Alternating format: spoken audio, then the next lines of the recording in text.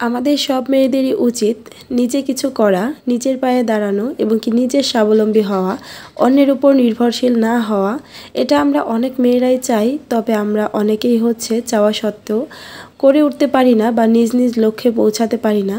তো কিভাবে নিজের লক্ষ্যে পৌঁছানো যায় এবং কি একটা মেয়ে হয়ে কিভাবে স্বাবলম্বী হওয়া যায়, নিজের পায়ে দাঁড়ানো যায় বা মাস শেষে নিজে কিছু ইনকাম করা যায়, সেই সব ব্যাপারেই মূলত আজকে আপনাদের সাথে আমি শেয়ার করব। আশা করি আজকের ভিডিওটা যদি আপনারা দেখেন, তারপরে আপনাদের কারোরই আর বেকার বসে থাকতে হবে না। নিজের প্রতিভাটাকে কাজে লাগিয়ে নিজেও কিছু করতে পারবেন এবং কি এখন থেকে আপনি নিজেও ইনকাম করতে পারবেন। আলহামদুলিল্লাহ। আসসালামু আলাইকুম, কেমন আছেন আমার সব আপুরা? আশা করি আল্লাহর রহমতে যে যেখানে আছেন অনেক অনেক ভালো আছেন এবং কি সুস্থ আছেন। আপনাদের সবার সুস্বাস্থ্য কামনা করে আজকে নতুন আরও একটি ভিডিও শেয়ার করতে যাচ্ছি। আশা করি আজকের ভিডিওটি আপনাদের সবার কাছে অনেক ভালো লাগবে। তো আজকে মূলত আমি বিকাল থেকে ভিডিওটা শুরু করেছি। বিকাল বলতে 5টা কি 5:30 এরকম টাইম থেকে ভিডিওটা শুরু করেছি।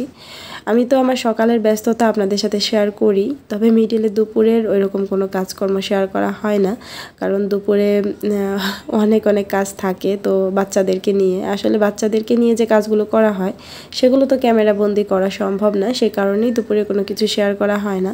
আর বিকালেরও কোনো কিছু শেয়ার করা হয় না, মানে বিকাল থেকে একদম ঘুমাতে যাওয়ার আগ পর্যন্ত কোনো কিছু শেয়ার করা হয় না। ভাবলাম আজকে বিকাল থেকে আমি রাতে ঘুমাতে যাওয়ার আগ পর্যন্ত যা যা করি সেটা আপনাদের সাথে শেয়ার করা যাক, যে কিভাবে আমার দিনগুলো মূলত যায়। সকালটা আমার যত ব্যস্ততায় যায়, তবে বিকাল থেকে রাতে ঘুমাতে যাওয়ার আগ পর্যন্ত আমার তার থেকেও বেশি ব্যস্ততায় যায়।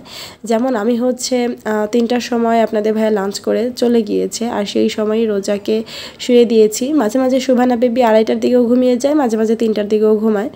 তো দুইজনই মূলত ঘুমাচ্ছে, আর আমি শুয়ে আমার ভিডিও এডিট, ভয়েস ওভার বা ফোনে আদার্স কোনো কাজ থাকলে সেগুলো আমি করি আর কি। দেখা গেছে ঘুমাই না বা শুয়ে বা বসে থাকি না, সেই সময় আমার ফোনের যে কাজগুলো থাকে সেগুলো মূলত আমি সেরে ফেলি। তো সেগুলো সেরে নেওয়ার পর যেহেতু 5টা 5:30 যখন বেজে যায়, তখন কিন্তু ওদের ঘুম থেকে ওঠার টাইম হয়ে যায়। তো আমি মূলত 5টা থেকেই আবার যে কাজগুলো থাকে সেগুলো শুরু করে দেই। যেমন আজকে আমি একটু ড্রেসিং টেবিলটা গুছাচ্ছিলাম। রোজা যেহেতু ছোট মানুষ, ও নিজেই ড্রেসিং টেবিলের সামনে অনেকটা সময় কাটাতে পছন্দ করে। এক এক সময় এক এক ড্রেস পরে, তারপর টুকটাক কিছু জিনিস দিয়ে একটু সাজুগুজু করে, দেখা গেছে অগোছালো করে ফেলে। এই কারণে কিন্তু খুব ঘন ঘন ড্রেসিং টেবিলটা আমার ক্লিন করতে হয় বা গুছাতে হয়। তো আমি একটা ছোট্ট পার্স দেখিয়েছিলাম আপনাদের, ওটা কুশি কাটার তৈরি, ওটা আমার সাইড ব্যাগের ভিতরে থাকে।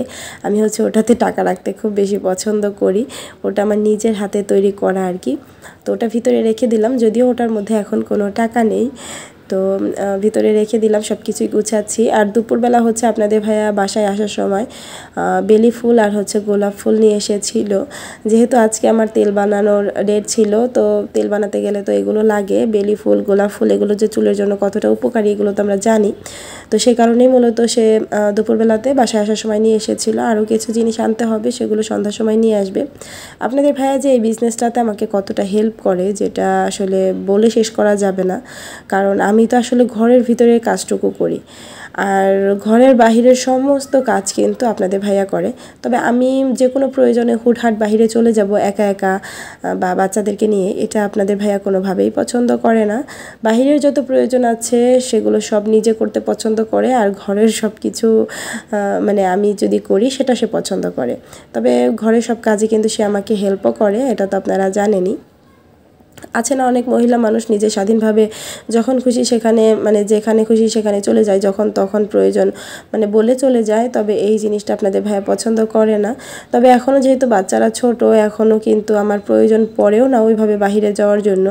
বাচ্চারা যখন বড় হয়ে যাবে, পড়াশোনা করবে, ওদের প্রয়োজনে দেখা গেছে আমাকে কিন্তু একা একা বাহিরে যেতেই হবে আসলে। তখন তো কোনো কিছু বলে কাজ হবে না। তবে যতদিন আসলে ঘরের ভিতরে থাকা যায় অতদিনই তো ভালো।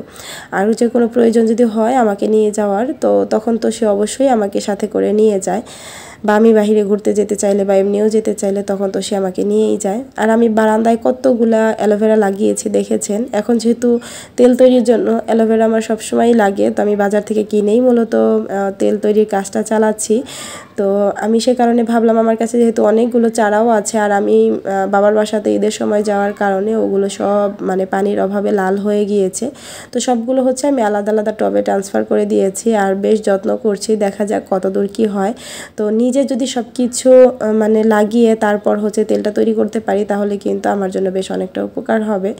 তো আমি ছাদে হচ্ছে জবা গাছ, তারপর হচ্ছে মেহেদি গাছ সেগুলোও লাগিয়েছি। ভাবছি আরও যা যা জিনিস প্রয়োজন যতটুকু টবে লাগানো যায় সবগুলোই হচ্ছে লাগাবো ইনশাল্লাহ আস্তে আস্তে।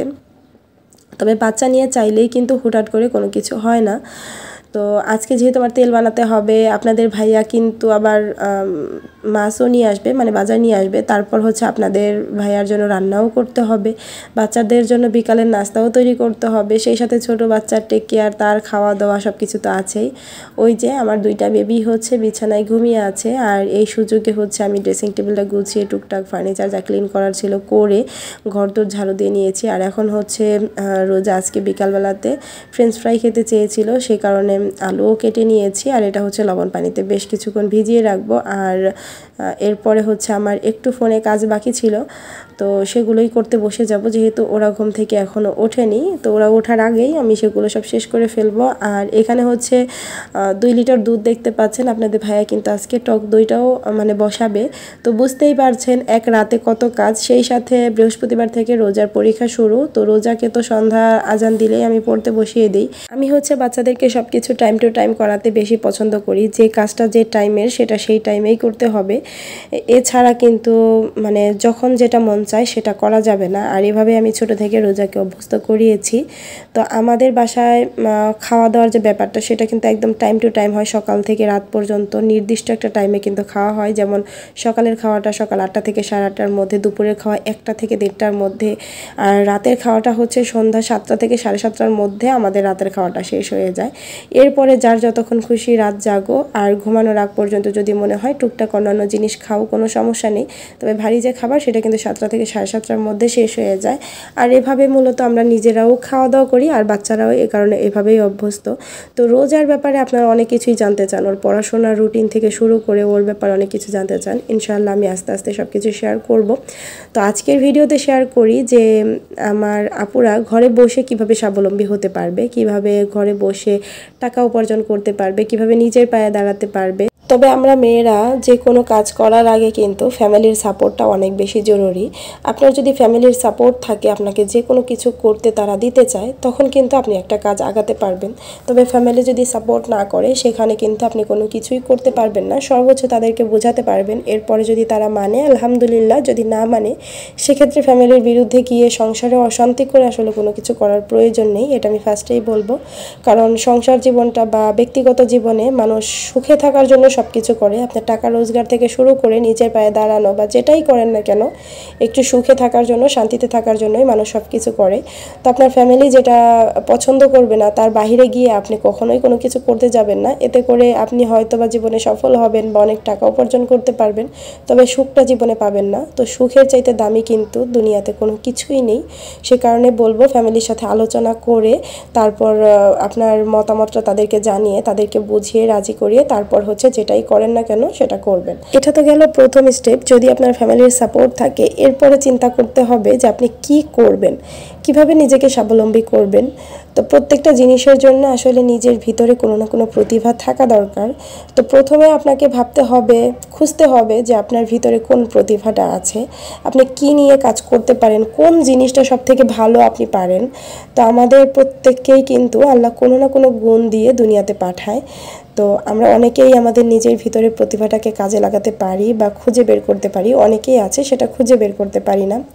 তো আমাদের যার যে বিষয়ে মানে অভিজ্ঞতা আছে বা আমাদের যার যেটা করতে বেশি ভালো লাগে, যেটার বিষয়ে আমাদের নলেজটা অনেক বেশি, তো সেই বিষয়টা নিয়েই আমরা আগাবো। কারণ কোনো বিষয়ে কারোকে দেখে কপি করে আসলে খুব বেশি দূর আগানো যায় না। আপনি নিজের ভিতরে থেকে নিজের যে সত্তা বলে কিছু আছে সেটা যদি বের করে নিয়ে আসতে পারেন, তাহলে কিন্তু জীবনে খুব ভালো কিছু করতে পারবেন।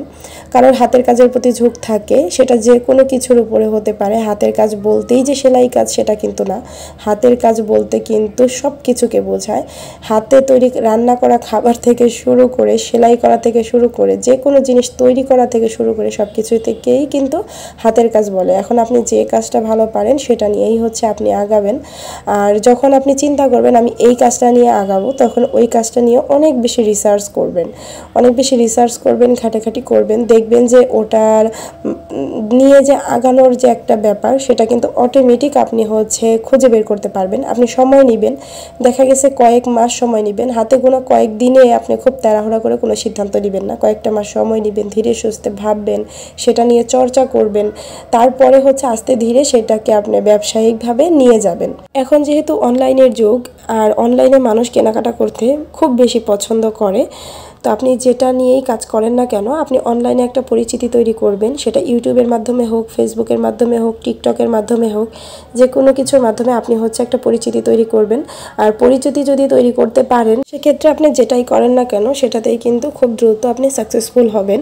আর যদি আপনার ফ্যামিলির কেউ অনলাইনে কাজ করা পছন্দ না করে, আপনি অনলাইনে কোনো কিছু করতে না পারেন, সেক্ষেত্রে কিন্তু আপনি আশেপাশের যে বাজারটা আছে বা মার্কেটটা আছে সেখানে যোগাযোগ করে আপনি যে বিষয় নিয়ে কাজ করতে চাচ্ছেন, যাতে করে আপনার আশেপাশের বাজারে মার্কেটে সেগুলো সেল করা যায়, সেরকম একটা সিস্টেম করে তারপরে হচ্ছে আপনার সেল বাড়াতে পারেন।